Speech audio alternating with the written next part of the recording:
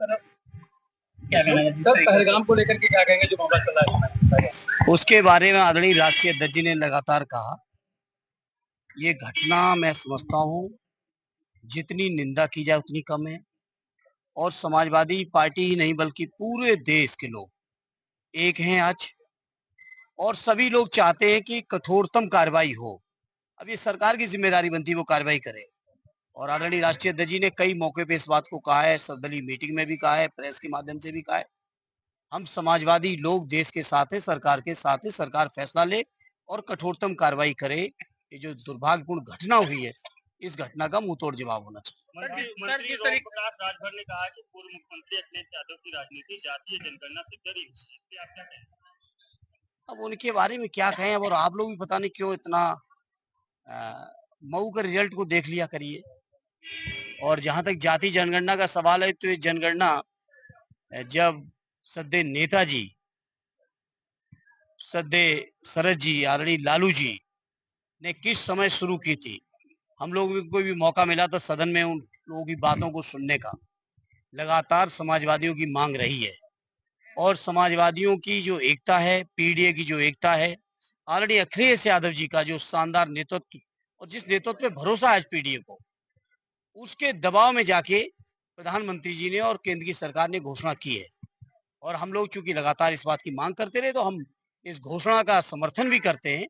साथ ही ये उम्मीद करते हैं कि हेरा फेरी नहीं होगी। जैसी वोटर लिस्टों में सुनने को मिलती है, वैसी हेरा फेरी जाति जनगणना में नहीं होगी। निष्पक्षता के साथ, सच्चाई के साथ ये जनगणना हो, ये पूरा पीडीए परिवार चाहता है, पूरा देश चाहता है। पहलगाम घटना के बाद में जिस तरह समझौता को रद्द किया गया है, सरकार ने एक फैसला और लिया है जो बच्चे के पास है उनको भी आयात निर्यात। देखिए, सरकार के बारे में ये इस घटना के बाद पूरे देश के लोगों ने कहा है, हमारी पार्टी ने बहुत मजबूती से कहा है, सरकार जो भी कठोरतम फैसले लेगी हम साथ हैं। तो उसमें नहीं समझता कि किसी फैसले विशेष के लिए कोई नई बात कहने की आवश्यकता। अरे कोई लूट भ्रष्टाचार बोल दो यार। के साथ अभद्रता हुई है, पगड़ी उछाली गई, क्या कहेंगे? ये भारतीय जनता पार्टी के लोगों की हमेशा यही नियत रही है। आप सोचिए, ये केवल व्यक्तिगत तौर पर राकेश टिकैत साहब की ही नहीं, बल्कि पूरे किसान परिवार की, किसान समुदाय का अपमान हुआ है। और मैं समझता हूँ किसान समुदाय के लोग, किसान परिवारों के लोग कभी अपनी पगड़ी का अपमान बर्दाश्त नहीं करेंगे और जवाब देंगे। जहां बीजेपी के लोग राकेश टिकैत जी की पगड़ी उछाल रहे हैं, वहीं समाजवादी लोग जाके पगड़ी पहना के उनका सम्मान करने का भी काम कर रहे हैं। इस बात को पूरे देश और प्रदेश के लोग देख रहे हैं। वन नेशन वन इलेक्शन पे आप क्या सोचते हैं? ये पूरी तरह से भारतीय जनता पार्टी की तानाशाही फैलाने का एक षड्यंत्र का एक और हिस्सा है। और चूंकि मैं स्वयं उस समिति में हूं जो जेपीसी का गठन है, ये पूरी तरह से गैर संवैधानिक है। संवैधानिक तौर पर ये संभव ही नहीं। बाबा साहब ने जो संविधान बनाया, उस संविधान में जो प्रावधान है, उन प्रावधानों का ये खुला उल्लंघन है। प्रांतों के जो हक, अधिकार, स्वायत्तता है, उसके ऊपर पूरी तरह से कुठाराघात है।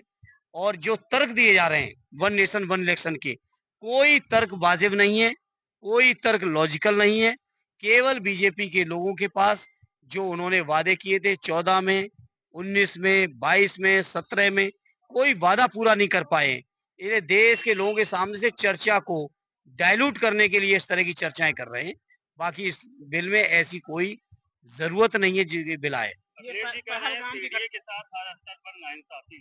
बिल्कुल हो रही है। मैं कहां से गिनाना शुरू करूं आपको? सेंट्रल गवर्नमेंट के पदों से गिनाना शुरू करूं, वाइस चांसलरों से गिनाना शुरू करूं, पीएसयूज में जितनी संस्थाओं में बड़े बड़े पद हैं वहां से गिनाना शुरू करूं, जितने भी देश के बड़े बड़े आयोग हैं उन आयोगों से शुरू करूं, या हर स्तर पर न केवल उनके हक अधिकार मारे जा रहे हैं, बल्कि जहां कहीं भी मौका मिल रहा है वहां अपमान हो रहा है। अगर हम बात करें इलाहाबाद की, तो वहां पे दलित नौजवान को जला दिया जाता है। बात करें हम आजमगढ़ की, तो आजमगढ़ में थाने के अंदर हत्या कर दी जाती है नौजवानों की। बात हम करें यहाँ अयोध्या फैजाबाद की, तो यहाँ की दलित बेटियों के साथ क्या हुआ। हर स्तर पर पीड़ित के साथ अन्याय हो रहा है। वहीं हमारे नेता आदरणीय रामजी लाल सुमन जी को जान से मारने की लगातार धमकियां दी गई। आदरणीय राष्ट्रीय अध्यक्ष जी जब उनके समर्थन में उतरे, आदरणीय सुमन जी के समर्थन में, तो उनको भी जान से मारने की धमकियां दी जा रही। तो ये बीजेपी के लोग, ये सामंती लोग अगर ये सोचते हैं कि पीडीए के लोगों को दबा लेंगे, तो अब दबने वाले पीडीए वाले नहीं है। पूरी एकता के साथ पूरी मजबूती के साथ अपने मुद्दों पे लड़ रहे हैं और हमारी लड़ाई का ही परिणाम है कि इनको जाति जनगणना की घोषणा करनी पड़ेगी। पहलगाम घटना के बाद में आज लखनऊ के अंदर एक बड़ी बैठक हिंदूवादी एक धर्म संसद का भी नाम दिया, उसमें एक बड़ा निर्णय जो है देखिए, धर्म संसद की आवश्यकता नहीं मैं समझता।